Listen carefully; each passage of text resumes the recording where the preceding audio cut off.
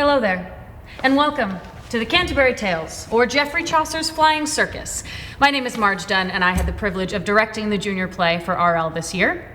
It was quite a challenge. We rehearsed for about 8 weeks, both in Zoom and in person, socially distanced. Some of the scenes you will see tonight in the play were never rehearsed until we filmed them, so it was quite an adventure. We even had some students who were fully remote, so it added an extra challenge. I chose this play because in these times, we all need some laughs. We all need a bit of shenanigans. The dialogue is nonsense. The acting is over the top. The costumes are ridiculous. Please enjoy the Canterbury Tales.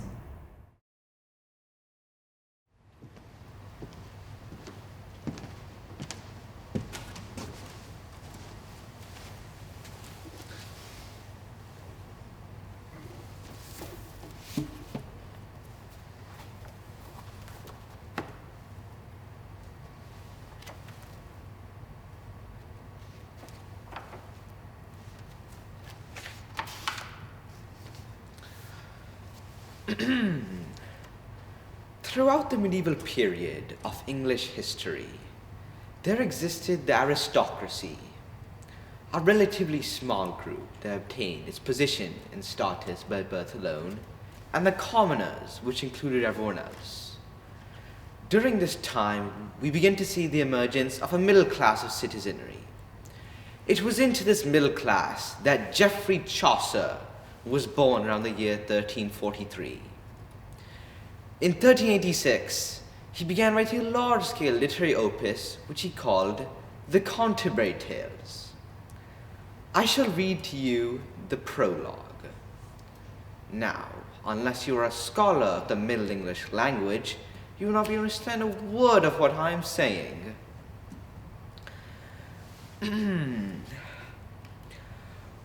One that April with his shawls suit, the drought of March hath pursed to the root, and bathed every vein in sweet liqueur, of which virtue engendered is the fluor. Excuse me, what are you doing? I'm reading the prologue of the Canterbury Tales. What does it look like I'm doing? This is a stage play, not a boring lecture. I happen to be an expert on boring old lectures. Stage manager, get this person out of here.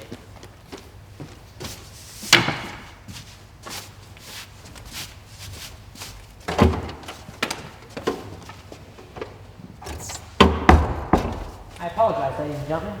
We will now begin with the prologue. The year is 1385, and Geoffrey Chaucer is about to begin writing the Canterbury Tales. The year is 1385, and Geoffrey Chaucer is about to begin writing the Canterbury Tales. Let's see. I can either write a literary masterpiece that revolutionizes English literature, or I can run down to the tavern and hang out with my friends.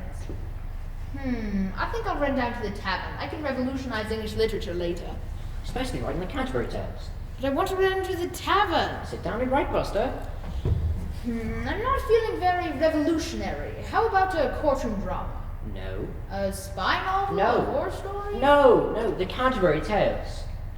Let's see, where to begin? Springtime, that's always nice. Everyone loves springtime. When April showers come your way, they bring the flowers that bloom in May. The trees get leaves, the little birds sing. Holy smokes, it must be spring! Time to take a little vacation. See some sights in the British nation. Pull the car out of the garage. It's time to go on a pilgrimage. That's how you began the Canterbury Tales? Actually, I wrote it in Middle English. How about giving, the Reader's Digest version? Sure thing. I'm going to write a story about a group of pilgrims on the way to visit the shrine of Thomas of Becket in Canterbury. Becket was the Archbishop of Canterbury back in the 12th century, and he had a little disagreement with King Henry II. Actually, it was a big disagreement, and followers of the king murdered Becket in the cathedral. Everyone felt bad about it though, so they made him a saint and turned a shrine into a popular tourist spot. Visiting shrines of dead people is a popular activity here in the Middle Ages, since we don't have much else to do other than avoiding bands of marauding bandits and trying really hard not to come down with bubonic plague. My pilgrims meet at the Tabard Inn in the London suburb of Southwark, and they agreed to take a little vacation to Canterbury. It's only a 65-mile trip, which doesn't seem that bad. The innkeeper, that's him, decides to go with them. To pass the time, he decides they should each tell 2 stories, one on the way to Canterbury and another on the way back. That's about all I've got so far. Now all I need is some pilgrims. Behold, we have brought forth ourselves to a new land. Thus, we are now free to impose upon each other the oppressions and persecutions that were first imposed on us. We have crossed the raging seas and have suffered and died and all kinds of stuff that wasn't any fun.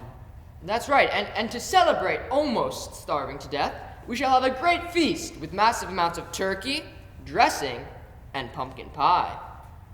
Followed by an afternoon of parades and football games on TV.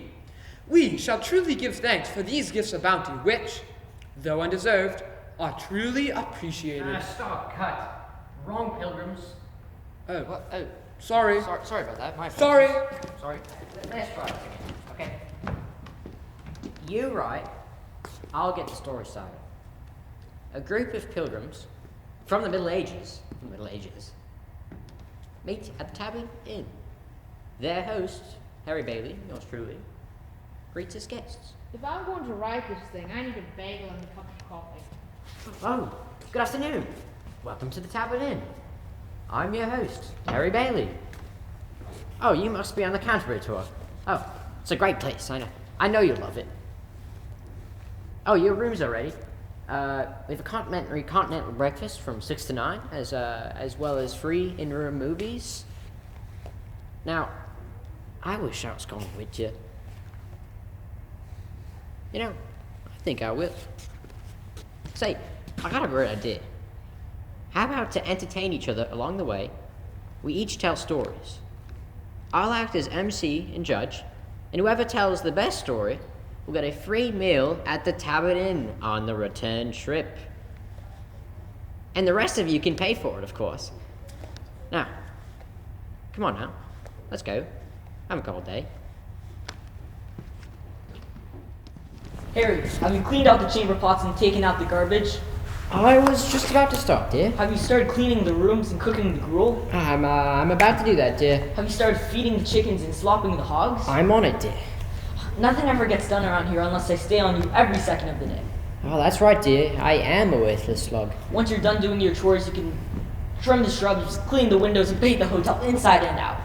All right, dear. Don't worry about a thing. I've got it all under control. My mother was right about you, Harry. All right, then. Come along. What about your wife? What about her? She seems to have you scheduled for all kinds of labor. She's not serious. Come on. Let's go.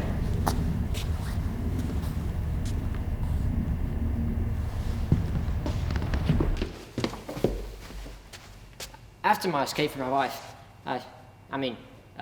we ventured forth to Canterbury and began the telling of the tales.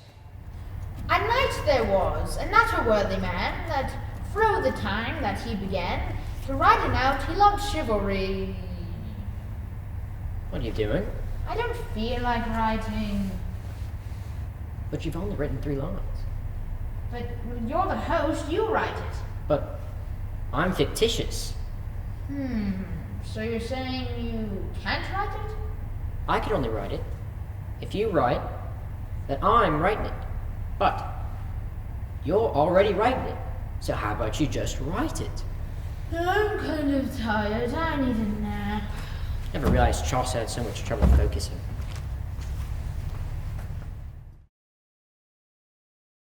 The knight personified the best qualities of chivalry. He was polite, never saying an offending word against a fellow pilgrim. He was well-spoken, well-educated, had the best sideburns east of the Mississippi. He was a gentleman in every sense of the word. Ladies and gentlemen, all the way from Memphis, Tennessee, the knight. Thank you. Thank you very much. I got a little story I'd like to tell in Memphis. It's about this fellow named Theseus, the Duke of Athens. Athens. That's down south, in case you didn't know. Theseus gets kind of hacked off with these 2 fellows named Arcite and Palamon. Tosses him in jail. You boys really hacked me off. You know that? What are we going to do now? We could sing a little song, that always brightens things up. I don't know any songs. The one threw a party in the county jail. The prison band was there and they began to wail. Hey, I do the singing around here. Sorry. Oh, that's okay, pal of mine. Not a very good singer, but that's okay. Theseus had this really cute sister-in-law named Emma. I've got to find myself a boyfriend. I'm newly grown up and I don't have one. Now, don't you worry your pretty head none about that. We'll find you a boyfriend one of these days. But I want a boyfriend now! These things take time. You don't want to end up with some no-good nobody with a broken-down pickup and a drawer full of bills. If you don't find me a boyfriend now, I'm gonna make you sorry. I'll work on it. You just hold your horses.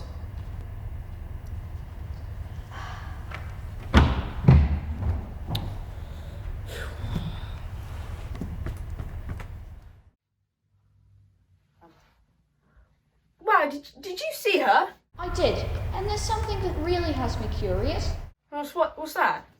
How come that if we're in jail, we could see a pretty girl walking down the street?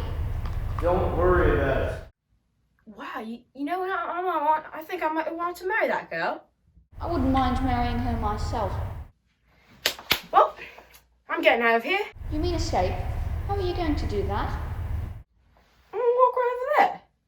So, have a nice laugh. Arsac couldn't forget how beautiful the sheriff's sister-in-law was. So he got himself a disguise, snuck back into town. That's a pretty weak disguise. Well, sorry. You know, I should escape. There ain't no walls, or bars, or nothing. Wow, where'd she go? Did you think it's like Halloween or something? You're the girl of my dreams. Would you like to marry me? I think I left you with a mask on. You were the girl of my dreams. Will you marry me? Am I a weirdo, Megan, or something? Say, you boys look kind of familiar. Do I know you? This boy wants to marry me. Which one should I choose? We are a civilized society struggling to maintain our moral incorruptibility and our high standards for decency. Now, in the case of two suitors seeking the hand of one lady, there's only one proper and genteel course of action. We'll flip for her. No, you fight for her until one of you dies. You call that proper and genteel? Hey, it's the Middle Ages, okay? Now, get on your horses. What horses? Those horses. Haven't I seen this somewhere before? Gentlemen, mount your horses.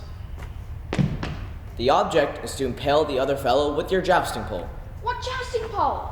The jousting pole that you are now holding in your hands. We aren't holding any jousting poles in our hands, in case you missed a small, minuscule detail. Well, the director won't let us use real jousting poles.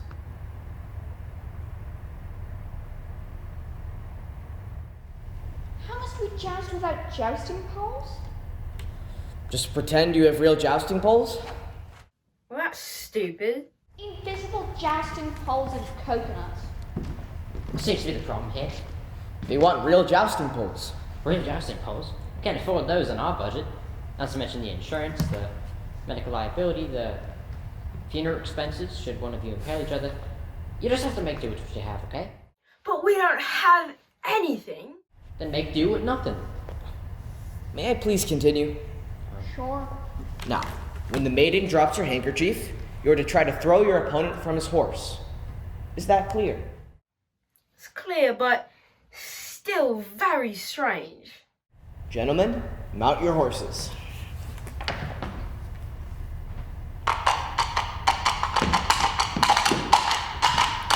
Come on, somebody needs to hit the ground here.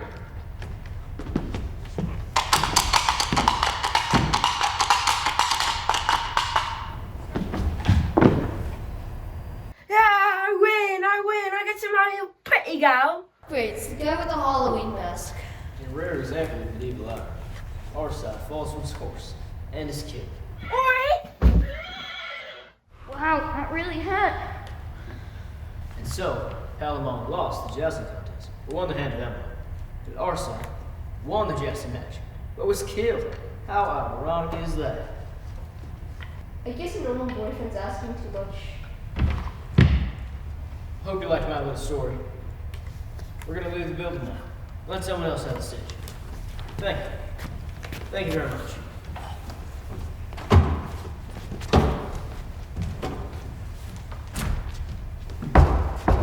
Ladies and gentlemen, the knight has left the building. Wasn't he great, the king? I mean, the knight, that is. And he told a pretty good tale, too. Can I go next? I got a great story. You're gonna love it. Oh no, it's the miller. Your stories are not suitable for a family audience. Come on, Harry. Just one story? See, there were these two guys. Oh, stop. Do not tell that story. But Harry, it's funny. No. You know, this might be a good time to hear from the parson. I'm back. I went to Starbucks. Cinnamon dolce latte. Delicious. What pilgrim are we on? The parson. A stern man with absolutely no sense of humor. Oh, bring him on. A stern man was there of religio, but rich he was of holy thought and work. He was also a learned man, a clerk. A little writer's block? This writing is hard work. I need a break. But you've only written 3 lines. Yes, but they were very good lines. Ladies and gentlemen, I give you the parson. Requiem is made. Eerie capital of the day. Creedus is really boring. People in the audience are snoring. I stand before you not to offer a silly story. I'm here today to make you feel guilty and disgusted with yourselves. Just 500 short years ago, Pope Gregory, the guy who brought us the Gregorian chant, came up with a list of 7 deadly sins. And it's been the job of parsons like me to remind you of these sins every chance we get. It's important that you know these sins. Why, you ask? Because 700 years from now, when your class is studying the literature of the English Middle Ages, it's going to be on the test. And don't think it won't be there. No teacher in the history of high school ever gave a test on Chaucer without asking about the 7 deadly sins. I have taken such tests, brothers and sisters, but I've always forgotten one of them. But enough about me. Let's meet the 7 deadly sins. And here they are. Hi there. I'm Lust. I'm Gluttony, and I love food. I'm Greed, and I want those Doritos. Stop it! You're embarrassing me! Sorry. I'm Sloth, and this is so boring.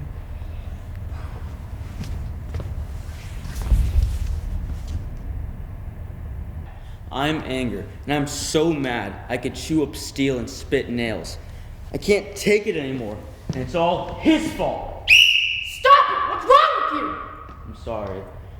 I know I need anger management, except then I wouldn't be angry anymore and be out of a job. I'm Envy. And I wish I could hurt somebody like that. And I wish I had those Doritos. Hey, nice shirt. I wish I had a shirt like that. Man, I don't really have anything.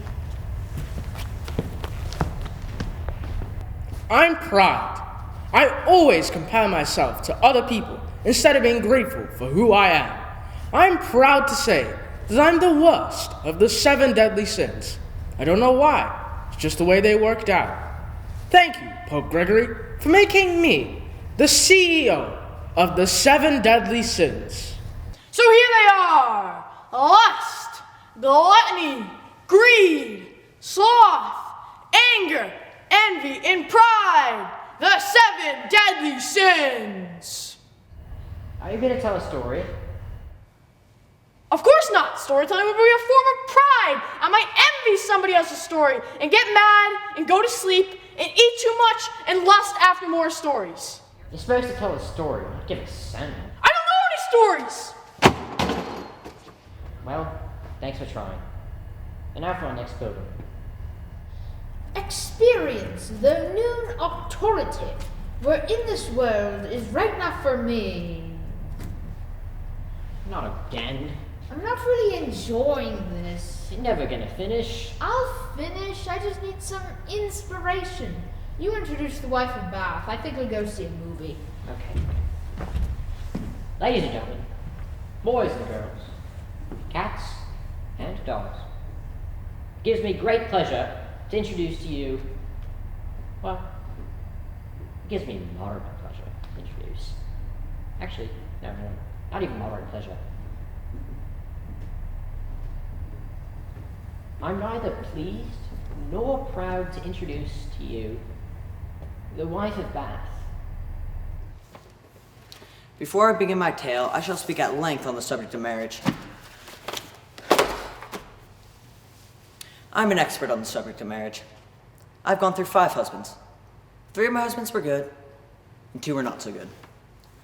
I learned the best thing to do with a husband is to rein him in and get him under control. You must do this early in the marriage, or else the window of opportunity will be passed, and you will be stuck with an unruly brute who burps out loud and leaves his dirty socks on the sofa. I have developed a 12-step program to help women to take control of their husbands and their lives. It's called The Wife of Bath's Guide to Successful Husband Training. Each step is presented in an easy-to-understand and entertaining 120-minute DVD. Now, I will send you the first DVD, absolutely free. If you are not at least 50% satisfied, then you may return the DVD at no obligation.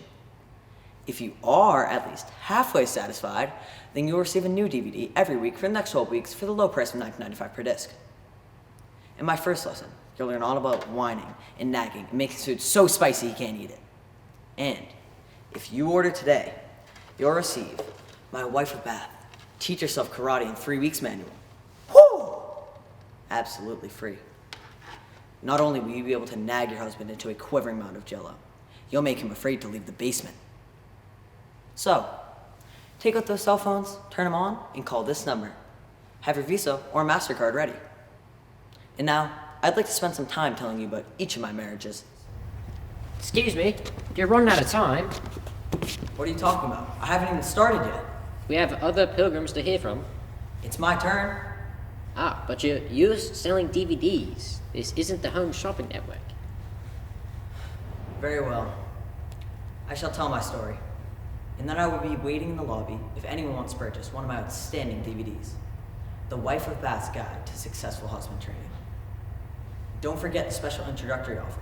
Plus, The Wife of Bath, Teach Yourself Karate in 3 Weeks manual. Woo! Absolutely free. Ma'am, if you don't tell a story right now, I'm gonna have to ask you to leave the stage and make way for another pilgrim. Okay. And the lesson of marriage is, the wife shall rule over the husband, and all shall be well. But if you get in a bind, call this number. Thank you, Wife of Bath, for that very enlightening, though slightly creepy tale. Now tell me, what happened to your husbands? They died. Shocking. Well, off you go. Hey, Harry. Let me tell you this tale. There were these 2 guys. Hey, gosh, Miller, I mean, I really love to hear your story, but I am afraid that it's time to hear from the next pilgrim. But you know what? I bet the Wife of Bath would like to hear your story, so. Good idea. I'll take boring for 200, Alex. And now for something completely different.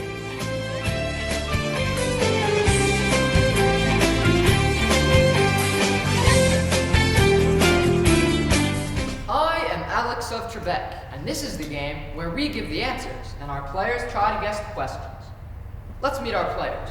First, Frankie. I understand you're a merchant. That's right, Alex. I buy stuff. I sell stuff. Kind of a boring job. I bet it is. Next is Bob. I understand you're a squire. That's right, Alex. I'm youthful, handsome. I love dancing and romantic evenings by the fire. Well, Bob, that's almost interesting. Now, let's meet our returning champion, Manny. I believe you told us you worked at a convenience store. Yeah, I'm like a clerk. Well, you must have a lot of insight into human behavior. Yeah, I tried to study philosophy and stuff, but it was a mistake. Okay, players, let's play our game. Manny, you're first. I'll take medieval literature for 100, Alex. The answer is A Tale of Knights, Ladies, and Quests. Oh, I know. That's a tough one. The answer is romance, Alex. Sorry, Bob, but you have to remember to phrase your answer in the form of a question. What is romance? Correct. I'll take Canterbury Tales for 100, Alex. The answer is the best dressed pilgrim. I know, that's a tough one. The answer is Night the Parson and the Partner, Alex. Sorry, Bob, but once again, you did not phrase your answer in the form of a question. Can't you make an exception? Sorry, Bob. Who were the Knight, the Parson, and the Partner, Alex? That's right, Frankie. I'll take Canterbury Tales for 200, Alex. Which pilgrim was married 5 times? I know. What's a pilgrim? Wrong question, Manny. That would be the wife of Bath. Sorry, Bob, but again, you must phrase your answer in the form of a question. But I got it right. The answer is the Knight, the Parson, and the Partner, Alex. Sorry, Bob, but once again, you must phrase your answer in the form of a question. But I got it right. Who were the Knight, the Parson, and the Partner, Alex? That's right, Frankie. I'll take Canterbury Tales for 200, Alex. Which pilgrim was married 5 times? I know. What's a pilgrim? Wrong question, Manny. That would be the wife of Bath. Sorry, Bob, but again, you must phrase your answer in the form of a question. Can't you make an exception? I'm sorry, Bob. Who is the wife of Bath? And I'll take Canterbury Tales for 300, Alex. The time it took to travel from London to Canterbury in the 14th century. Ooh, I know. 5 years? That would be 4 days. I mean, what are 4 days? Sorry, Bob, but you did not originally phrase your answer in the form of a question. But I changed it to a question. Come on, Alex, please. Let me get one right. Judges? Sorry, Bob. Judges say no. What are 4 days? That's right, Frankie. You choose again. I'll take U.S. presidents for 100, Alex. I quit. Hey, you can't quit. I'm winning here. Come back here, you sorry squire. Well, Manny, it looks like you remain our champion. Yeah, ain't that so? It sure is. Tune in next time for another episode of Medieval Jeopardy. Thank you, Alex. Thank you, players. That was kind of strange. Now, let's meet someone who's truly worthless.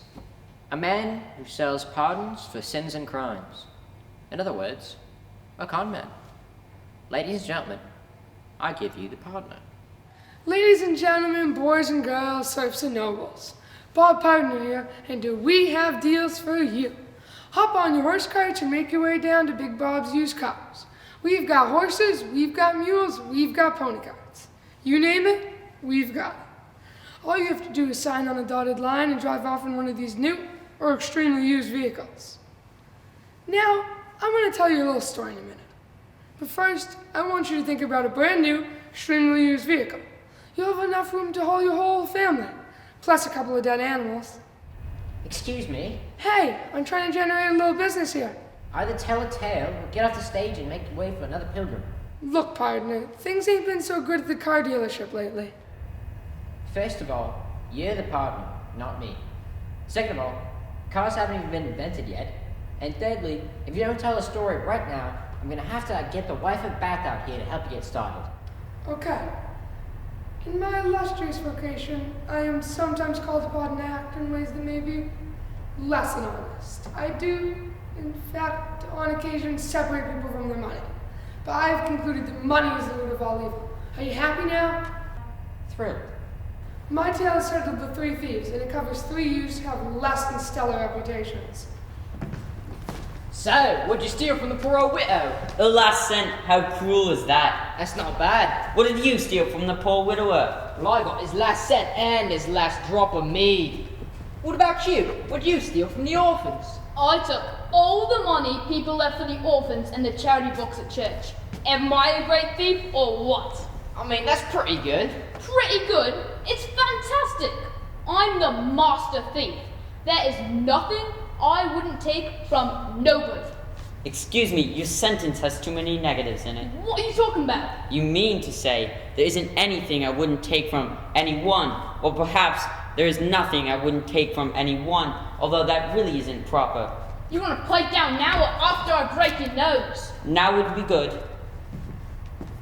I am the best thief that ever lived. Alright, now hold on a minute. What about us? You're okay, but I am the best. I could cheat anyone. Widows, orphans, priests, insurance companies. I'm the best, I tell you. I bet I could even cheat death itself. Oh, now there's an idea. Actually, I don't believe that's possible.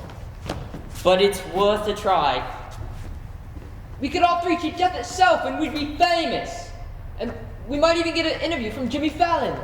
Let's do it. Let's cheat death itself.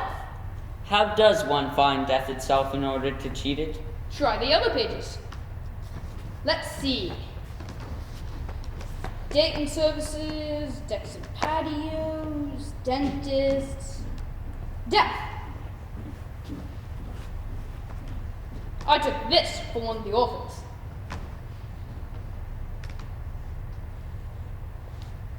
Hello?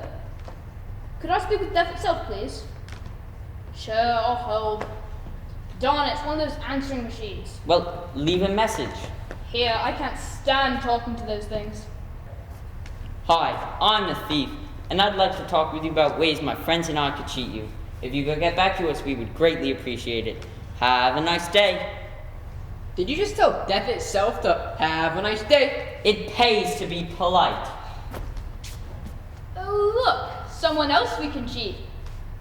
Tell me, old man, have you thought about investing in a good retirement plan? How about a winning lottery ticket? Or how about a fully loaded Lexus with easy monthly payments? You seek death itself. Well, yes. Do you know where we could find death itself? In the forest, behind a tree. Well, that's ridiculous. How do we know which tree? They all pretty much look alike. You will know. How about that winning lottery ticket? No, thank you. I don't see anything that looks like a tree. Do you guys? No. How about that desk? There's no way a tree could look like a desk. Well, it was a tree at one point, before it became a desk. Well, that's kind of stretching things a bit, isn't it? Well, do you see any real trees? No. No. Then we'll look under the desk. Say, that's not death itself. That's a bag of gold. Blimey, there's a lot of money here. Wow. You are planning on splitting that evenly between us, aren't you? Of course, don't worry. Say, this calls for a celebration. Why don't one of us go into town, pick up some food and drinks, for ourselves a little party? Out here in the forest where there aren't any trees. That's a great idea. How about you run into the village and grab us a couple bottles of meat and a bag of Doritos? Well, why don't you? Someone needs to stay here and guard our gold. Well, that someone should be me. Let's send him. Good idea. Hey, go into town and pick up some meat and Doritos. Why me? Well, we took a poll and you won. Well, okay. Say, you guys wouldn't think about taking my share of the gold while I'm gone, would you? Who do you think we are, thieves? Yes. We'll guard your share of the gold. And when you get back, we'll have a party to celebrate our good fortune and our bad natures. Well, okay.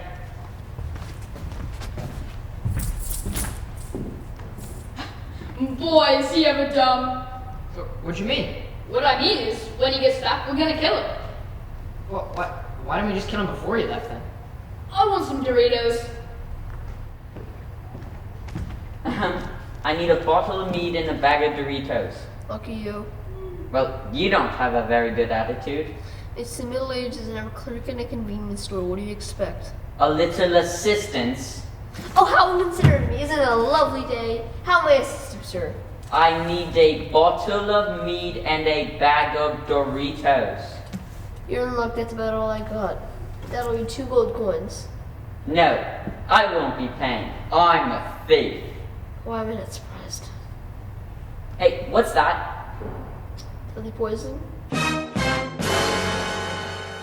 Is it dangerous? Of course it's dangerous. It's deadly poison. If fellow thieves drink this, then I can have all the gold. I'll take the deadly poison. That'll be 2 gold coins. Well, it would be 2 gold coins if you were paying. Hey, come back here. I hate my job.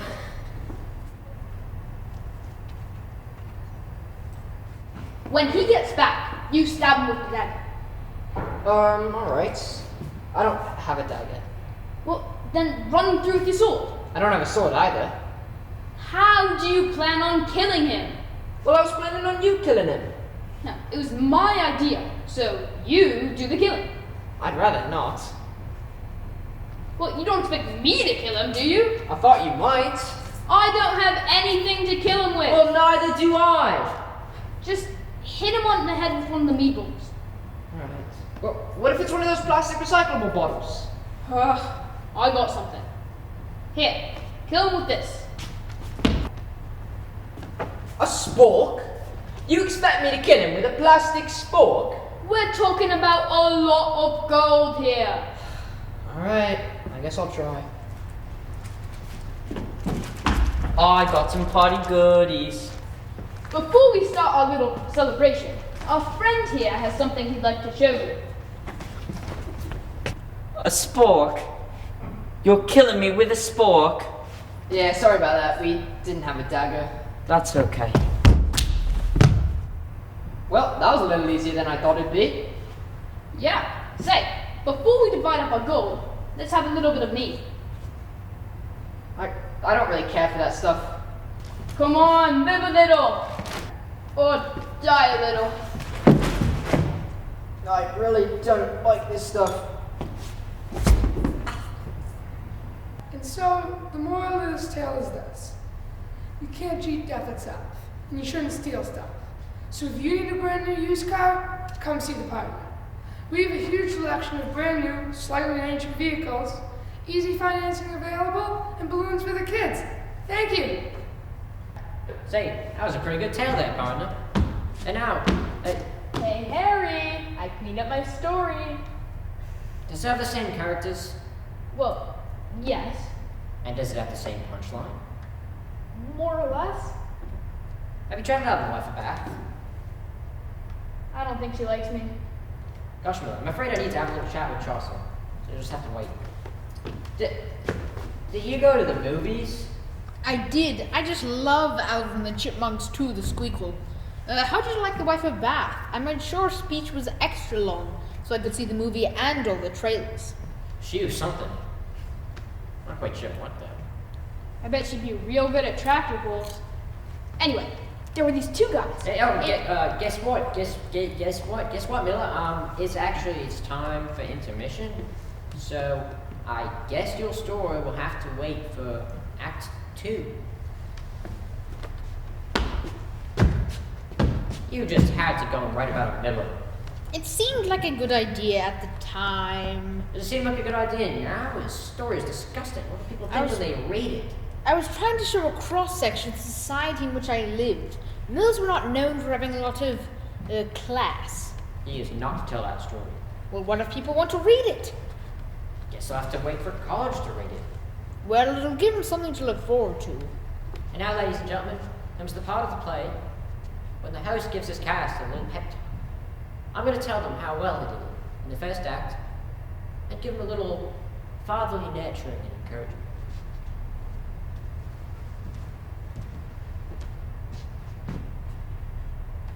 You call that acting? I have never seen worse acting in my life. My dog acts better than you. You know what? He can't even read. Okay? You're a disgrace to the acting profession.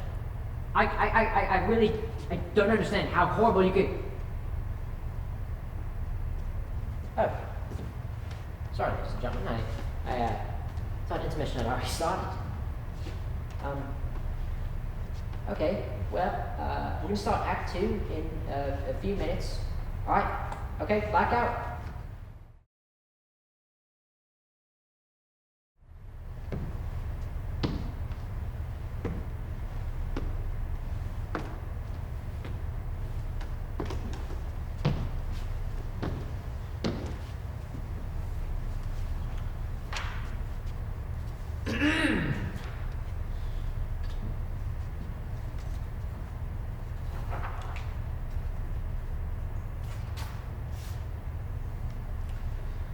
I am the only expert on Chaucer and the literature of the late Middle Ages in this entire theatre.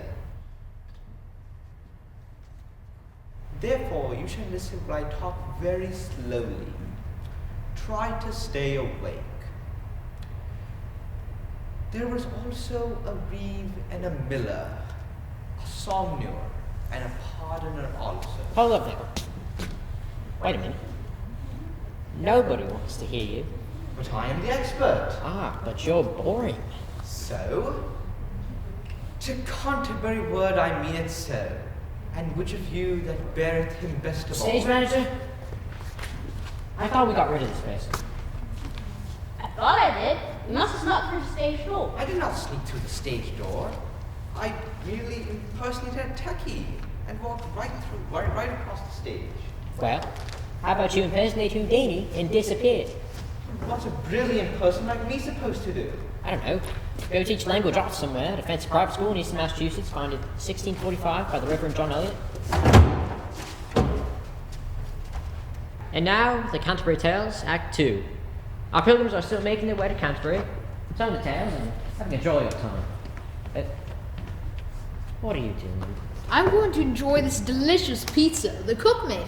I might regret asking this, but what kind of pizza did the cook make exactly? Take a look for yourself. What is that? A gruel pizza, a thick mixture of watered-down oats, salt, and that's about it. Oh yeah, some mozzarella cheese. That is disgusting. Well, it's either that or pepperoni, and you really don't want to know how I made pepperoni in the Middle Ages. You're never gonna finish. I'll finish it. Actually, you won't. He fooled around for another 15 years, writing a tale or two here and there, but the Canterbury Tales remained unfinished. Go eat your nice little pizza. Now for our next tale. Requiem made. Eerie capital of the day. Creatures of space were really boring. People in the audience were snoring. Hi there. I'm the nun's priest, and my tale is about a rooster named Chanticleer and his wife, Fertility. Now, I know we don't give a lot of thought to poultry these days, unless we're having a lunch at KFC. Hey, don't talk like that. Sorry. Anyways, I'm going to tell you a happy little tale with a good moral message. After that, I will take up a collection for the poor, hear confessions, and do, other priestly stuff. By the way, there is a moderate amount of violence in this tale, so it may not be appropriate for the pre-confirmed or for those with certain cardiovascular conditions. If you fall into any of these two categories, please place your hands over your ears and face the back of the theater. Are we all set? Okay. This is the tale of Chanticleer, the greatest of all roosters. He's the greatest, alright. Just ask him. Chanticleer's job was to wake up everyone at the farm at the crack of dawn, animal and human alike. Oi, wake up, you bunch of lazy slobs. You're gonna cry, you can sleep all day for crying out loud. I really wish you wouldn't do that. No one in all of Chickendom can give a wake-up call like me. I'm the best. I'm the handsomest. I'm the smartest. And I'm the bravest. Don't forget modesties. Yep, they don't come any cooler than Chanticleer the rooster. After everyone was awake and annoyed, Chanticleer usually had a few kernels of corn, a cup of coffee, he read the New York Times, and then went back to sleep on his perch. I think I'll mosey back to the old perch and catch a little shut-eye. Well, I guess that leaves me to sit on the eggs, scratch around for food, and try to avoid being Sunday dinner. You know, my mother warned me about roosters like you, Chanticleer. She said, "Fertility, go marry a nice boy from the neighborhood." But would I listen to her? Nope. I had to go and marry Chanticleer, the handsomest, bravest, you name it, he's ittest rooster in the world. On one particular day, Chanticleer was sleeping on his perch. Fertility was out in the yard, scratching around and talking on his cell phone. I don't want to roll all of my credit card charges into one easy monthly payment. I don't have a credit card. I'm a chicken. No, I'm not a coward. I'm not that kind of chicken. If I wanted a credit card, I'd get a credit card. Suddenly, Chanticleer started yelling in his sleep. No, stop! Leave me alone! Help! Police! Murder! I've got to hang up. What is wrong with you? You're disturbing the whole barnyard, which is what I guess you're supposed to do, but still, everyone's already awake, except for you, you lazy rooster. My dear wife, I was so afraid. Knock it off, you're ruffling my feathers. I had a terrible nightmare. In your case, I think the term is daymare. I was strutting around the barnyard, like I always do. I checked on the cow, greeted the goat, said good morning to the horse. Then, from out of nowhere, came this horrible beast. He looked a little like the dog, only smaller and had very beady eyes. He looked at me like I was going to be his lunch. I tried to run away from him towards the barnyard, only my legs were moving in slow motion, and he was moving faster towards me than I could run away from him. What does it mean, dear Patelity? Need to lay off the Stromboli. Do you realize you're the only rooster in England that smells like garlic? I don't think the dream was caused by Stromboli. Oh, trust me, you are what you eat. You need a dose of Pepto-Bismol and a healthy exercise routine. You know what? You ought to be ashamed of yourself, Chanticleer, acting like a big baby. It's just scary. I mean, my Aunt Helen dreamed she heard her friend Jessica calling out for help. Help me, Helen! I'm about to be murdered. Helen woke up and decided it was just a bad dream. She went back to sleep and had the same dream again. Help me, Helen! I'm going to be murdered! Aunt Helen woke up and decided it was a bit weird. She went back to sleep anyway and had the same dream for a third time. Help me, Helen! Help me! Is it too much to ask for a little help here? Aunt Helen woke up and decided to go check on Jessica in the barnyard. But there was no Jessica. She was gone, and all that was left was a pile of feathers. How do you explain that, Patelity? She became Kentucky Fried Dinner. Jeez, Chanticleer. It happens. You have to get a grip on reality around here. The point is, my lovely Patelity, dreams are an important tool in unlocking the mysteries of the subconscious.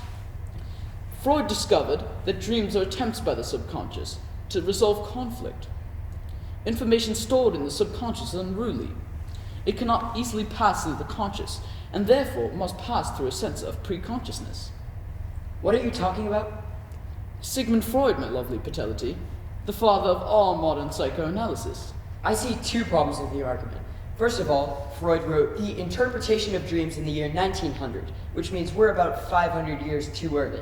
And second, we're chickens. Freud didn't write about the subconscious of chickens. The point is, I'm going to be murdered. I don't have time for this. It's just a dream. It's Poor- just a dream. Poor Chanticleer didn't realize that his dream had been just as he originally feared. It was a warning, after all. As he strolled to the edge of the barnyard, a hungry fox was waiting to grab his noonday meal. Chanticleer had never before seen a fox. Who are you? Oh, I'm just a lowly creature from the wilds. I heard your voice sail out over the fields and throughout the forest, and I had to see to whom this voice belonged. It is you, dear sir. Your voice is like music. Well, I do have a great voice. I'm the coolest creature on the farm, you know. Oh, I know. You must be the great rooster known as Chanticleer. You're famous throughout the land. Oh, really? Well, how about that? Yes, I'm very fond of roosters. I've entertained many at my house. I should like to entertain you. Would you consider being my guest for dinner? Well, I'm not supposed to leave the barnyard. You said I was famous throughout the land. Would that concern the immediate area, or throughout all of England? I confess I've never been throughout all of England, but I wouldn't be surprised if your outstanding reputation hadn't spread throughout all of the British Empire. Really? I'm famous. I always knew I'd be famous. Yes, I'd be greatly honored if you would demonstrate your great roostering ability. Really? Now? Of course. Okay. Well, here goes. Oh, sir, I've been told that if one closes his eyes, his rooster call travels much further. Okay, I'll try it. Well, now, it looks like you will be joining me for dinner after all. Do you happen to be a predator? I, sir, am a fox. I most certainly am a predator. I knew it! Help me! Police! Murder! We'll have none of that. Good heavens, it's a fox! Dangerous predator, hungry carnivore, malicious mammal. It got Chanticleer. Oi, let's get him!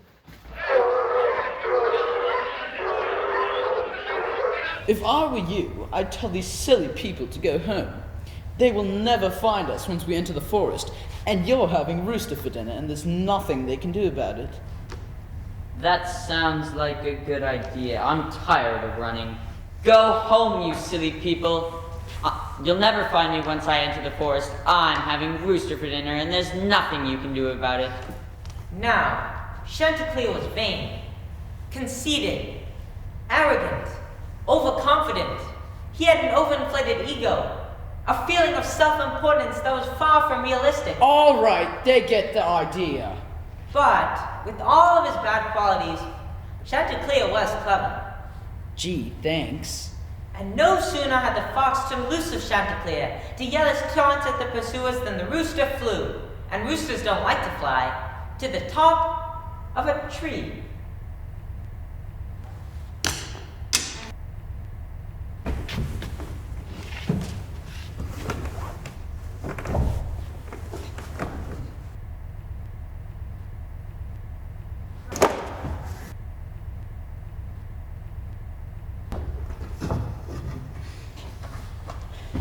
Ha! You'll never catch me now, you sneaky fox. I'm safe in the top of this tree. No, that's a desk.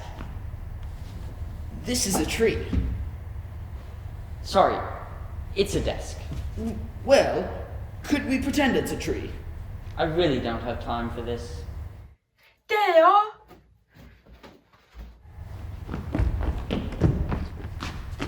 Why are you standing on that desk? This is a tree. I cleverly outwitted that fox. When he let go of me, I flew up here. You hate to fly, and you're not very good at it. Well, what do you think happened? I think the fox let go of you, and you climbed up on that desk.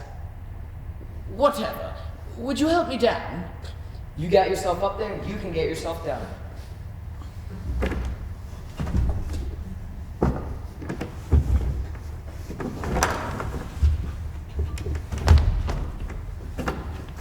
Well, now, what do you think of my dreams now?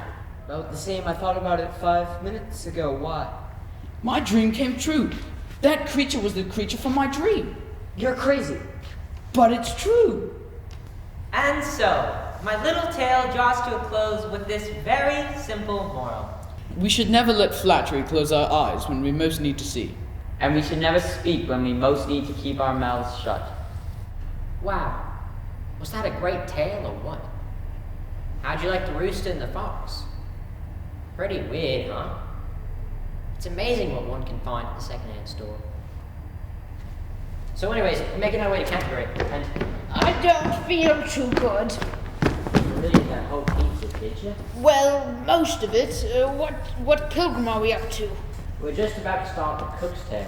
Oh, I can't think about food.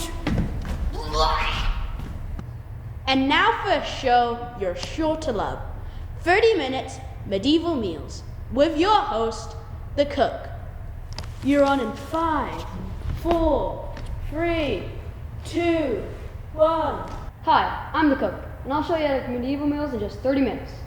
Most of our ingredients are found around your home or your farm, or out in the forest somewhere. Today, everyone's favorite barnyard casserole. Now we start with a little cornmeal, which you get from the miller. Dump some right in the mixing bowl. It doesn't matter how much. Some water.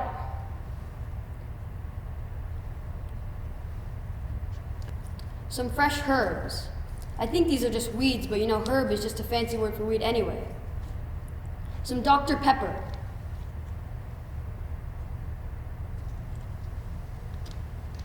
Some straw. Now this is organic straw. It costs a little more, but it's worth it. Next we add meat. I bought this from the butcher and I have no idea what kind of meat it is. Sometimes the less you know, the better. Now we're going to stir this up and pour it into our cauldron for about 30 minutes, or until most of it burns up. Excuse me. What are you doing? I make a medieval barnyard casserole. Here, taste. No thanks, nothing. Come on, it's medieval barnyard casserole. You're supposed to tell a story, not host a cooking show. I think I'd rather cook if you don't mind. Sure, sir. Get there be some help here? The cook is not telling a tale. You know, I started the cook's tale, but I got sidetracked. I only wrote 58 lines. It just wasn't working out. Alright, let's get this chunk out of here. Alright, how many pilgrims are left? We have the physician and the lawyer. Okay, let's see how fast we can deal with them. And now it's time for the King Larry Show, with your host, King Larry, and his lovable sidekick, Jeff Chaucer.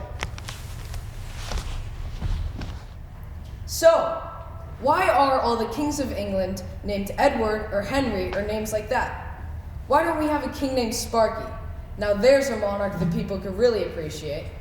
When the Saxons tried to invade us, they'd be laughing so hard at King Sparky, we could sneak up behind him.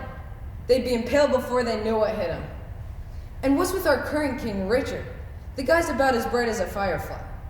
He hasn't learned to read because they haven't invented scrolls with pop-ups. The guy's about as funny as a bubonic plague. And about as deadly, too. If our monarchs get much dumber, we're gonna have to start calling them by a new name. French. Excuse me. I'm trying to do a talk show monologue here, Jeff. What is it? Well, King Richard doesn't have a sense of humor, but he does have a terrible temper. Just thought you might like to know.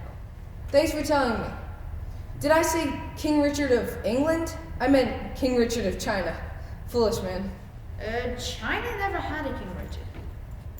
How about Egypt? I don't think so. Work with me here, Jeff. I'm trying to save my neck. Anyways, here in England, we have a wonderful king named Richard. Just a delightful person. Couldn't ask for a better monarch if someone tortured you. Anyways, we have a great show. 2 of Canterbury pilgrims. Who are they? They are the physician and the man of law. Let's meet our guests. From the traveling pilgrims, it's the physician. So, you're a physician. What's your specialty? That would be bubonic plague, Larry. Wow, pretty tough specialty. The bubonic plague kills millions of people every year, Larry. And this is the 14th century. There are not many people to start with. What can you do with people once they have it? Nothing. Once they have the plague, I stay away from them. So, you're telling me you don't help them? The plague's one nasty disease. It can kill a person in less than a day, Larry. I'd have to be nuts to be around somebody with the plague. Well, since you're useless as a physician, tell us about your tale. Sure thing, Larry. My tale is about a lovely young lady and who attracts the attention of a wicked old judge.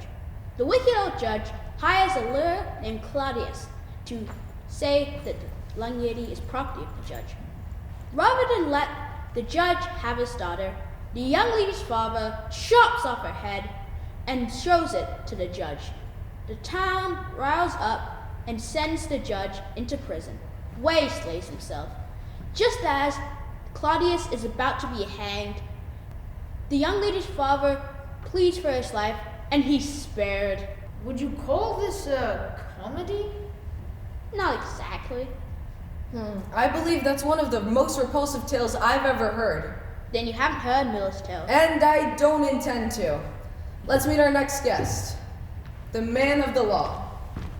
So, tell us, have you won any big legal cases? Not lately. How about in the recent past? I'd have to say not in the recent past either. The distant past? No, not in the distant past either. What do you do for a living? I lose legal case, charge people money. Somehow, I'm not surprised. Tell us about your tale. Well, it's a pretty good tale. I'm hoping to sell it to a big publishing company or the tabloids and get out of the legal business. I'm not very good at it. We know. Anyways, the tale's about a man who meets a woman who's the Empress of Rome. Or maybe Paris. Anyways, the guy's mother doesn't like the woman, and she arranges a massacre at the dinner party they're giving. And everyone's killed except for the man. So she sticks him out in a boat without a paddle in the middle of a lake. Or maybe he has a paddle, but the current's too strong, they can't row against it. Or maybe he sinks. It sounds like you really haven't thought this through. Oh, I've thought it through. I just keep changing all the details. I want him to drift around for a while, and I want there to be some fights. The guy's mother's really mean, and he's always trying to kill people. Maybe you should try a different kind of story, like one that makes sense. Or just stick to being a bad attorney. Hey Larry, can I tell my story? It's about these two dudes with a ladder. Would you know, we're all out of time. Tune in tomorrow to meet a nobleman who attempts to sing country western music. Well, what are you waiting for? Do you want to hear his tale? Can I tell my story, Larry? I'm afraid it's time to hear from another pilgrim. I think I'll go watch TV. Ladies and gentlemen, I'm proud to present to you a great comic talent. Well, really not that great. A man who's been doing the clubs for years, still isn't funny. Who's scheduled to open in Las Vegas next month, until someone saw his act. Let's give a warm welcome to our next guest, the Friar.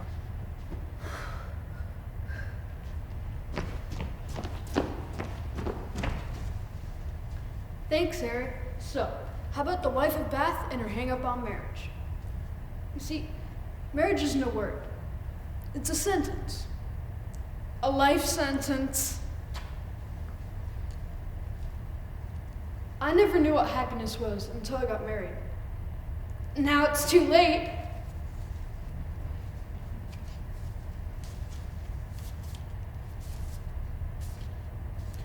My father used to tell me, love is a beautiful dream, and marriage is the alarm clock. Listen, guys, don't ever marry for money. You can borrow it cheaper. My wife has a split personality, and I hate both of them. My tale is called The Devil and the Taxman. See, the taxman's job was to collect taxes for the governor, and the governor wasn't the most honest guy in the world, but the taxman was even worse. Oi, did you send me this? Yep. Well, so what does it mean? It means you're a mess of back taxes. But I already paid my taxes. Apparently, you didn't pay all of them. I paid 2 sacks of gold. Funny, I only remember 1 sack of gold. Well, then maybe your memory ain't so good. Memory doesn't have to be so good. Well, then what am I supposed to do? You have to appear in the magistrate's court. I can't appear in the magistrate's court. He throws everybody in jail. He'd throw me in jail. That kind of stinks for you, doesn't it? I can't go to jail. I've got cows to milk. I've got crops to harvest. I'll lose my farm. That is a problem. Please, is this something you can do? Funny you should ask. For 2 bags of gold, I think I get you out of it. 2 bags of gold? Well, that's nearly all I've got. At least I'll have your cows and your crops. I'll get you the gold by Tuesday. Better make it Monday. It just so happened that not a penny of the money was going to the magistrates. It was going to the taxman. I can't help it. I have expensive tastes. It just so happened that somebody who was watching was very impressed. Good morning. My name is DeVille. Pleasure to meet you. Don't believe I've seen you around here. Where do you live? My home is south of here. There's nothing south of here but a big lake. Not that kind of south. Well, don't owe me money. What are you doing here? Oh, not that I'm not pleased to see you. You're very attractive. I hold an attraction for a lot of people. What do you do? It's not too personal question. Like you, I'm a tax collector. From the way you're dressed, I'd say you're a very successful tax collector. Maybe you could teach me some of your tax collecting strategies. Oh, my strategy is simple. I take all I can get. Either I get it by trickery or by force. It's the same with me. How about dinner? What kind of food do you eat? Oh, I'll eat anything, but let's put dinner on hold for now. I'd like to watch you at work. Who's the poorest citizen in your district? Oh, that would be the poor old widow who lives in that tiny little cottage at the edge of the swamp. She's so poor, she has to eat dirt. Do you think you could squeeze half a sack of gold out of her bony little hands? Probably not, but it'd be fun to try. Hello? Could you please bring in the poor old widow who lives in that tiny little cottage at the edge of the swamp? She's going to get an audit. Some days, I just love my work. Hey!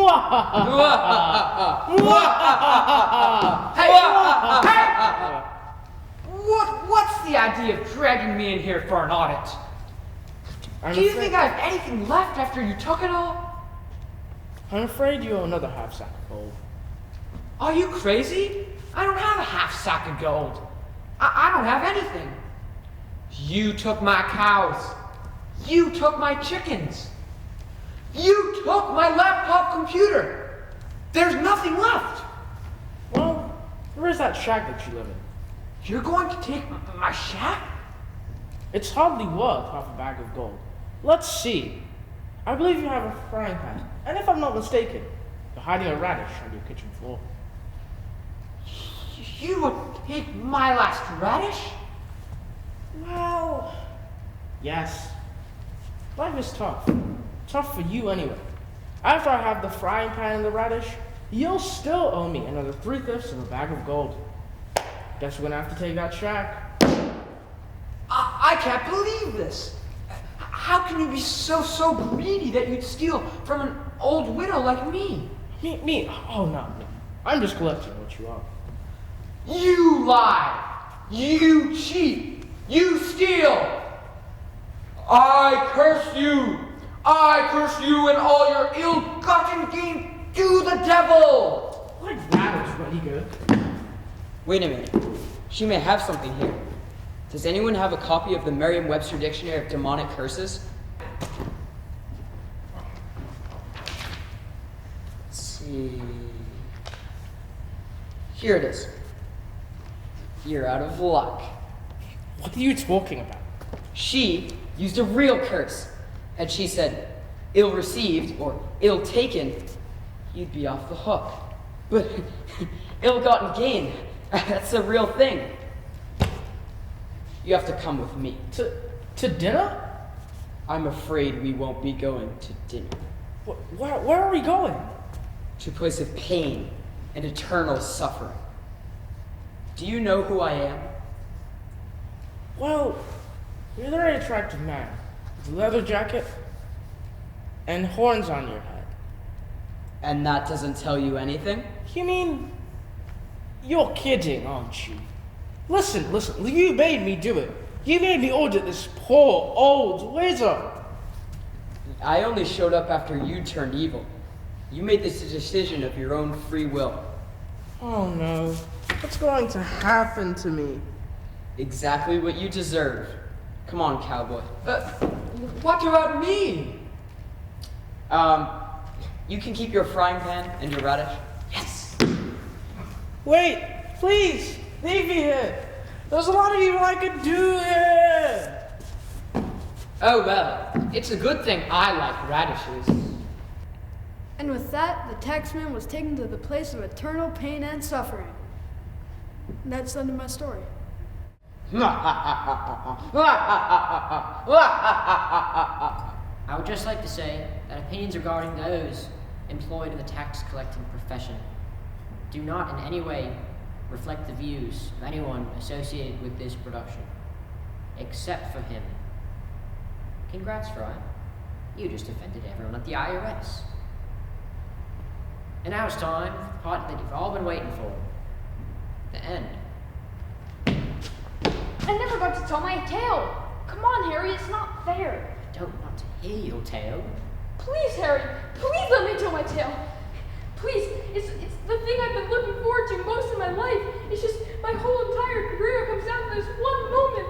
Please don't take it away from me, Harry. It's all I want to do. Please.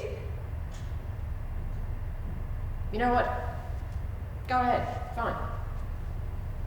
Ruin a perfectly good night. A lot of good people. Embarrass everyone who worked so hard to make this a great theatrical experience. Come on now. Go ahead, make a fool of yourself. Thanks, Harry. You won't regret this. What about the sign? What sign? The Miller's Tale. Everyone else got a sign. Just silly tale. So, there were these two guys, and they got...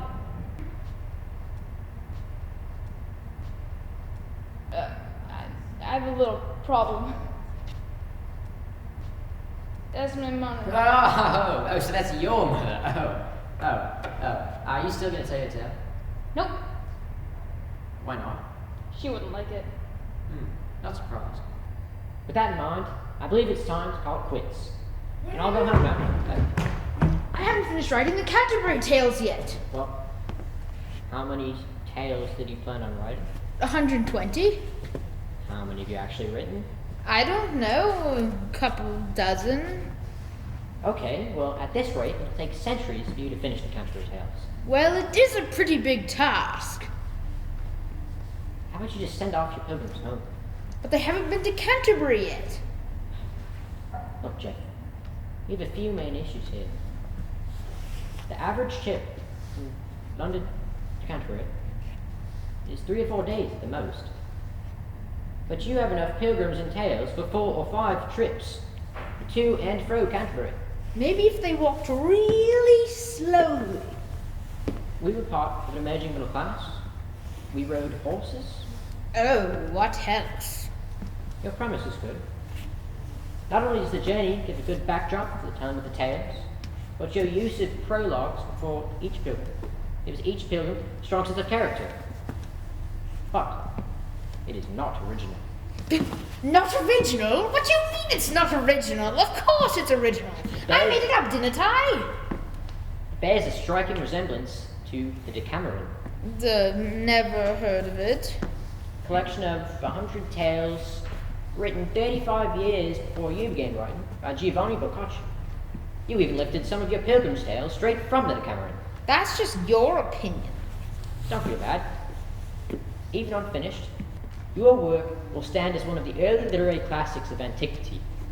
For centuries, it will be read, studied, dissected, and analyzed by literary scholars.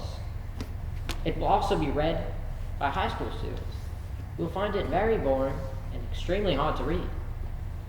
It will be turned into stage plays, movies, stage plays turned into movies, and musicals. Let's face it, Jeff. You're one of the greatest literary forces to precede Shakespeare. Who do people like better, me or Shakespeare? They like Shakespeare better. Don't worry. You still earned your place in history. Whether you deserved it or not is another matter, though. Do I make a lot of money? No. Okay, let's call it quits and send the pilgrims back where they came from. All right, ladies and gentlemen, and the miller, it's the end, and I'll go home now. But we haven't gone to Canterbury yet. Sorry, the writer will work until the end of his life, but he will never finish. Well, that's not fair. What about us?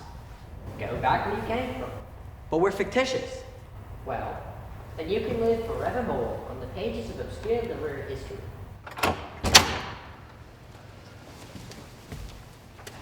And now it is my turn. I shall read the Canterbury Tales from beginning to end in my most expressionless voice. I'm going out for Chinese food. Anyone want to go with me? Yes. Me. I could go back to my hotel. And me wife. Actually, you know what? I think I'll go for Chinese food. Now that I have your complete attention, I will begin my long, ponderous reading of Chaucer's great work. One that April with his shores suit, the drought of March hath pursed to the root, and battered every vein a sweet liqueur, of which virtue engendered is the fruit. Okay, blackout. Wait!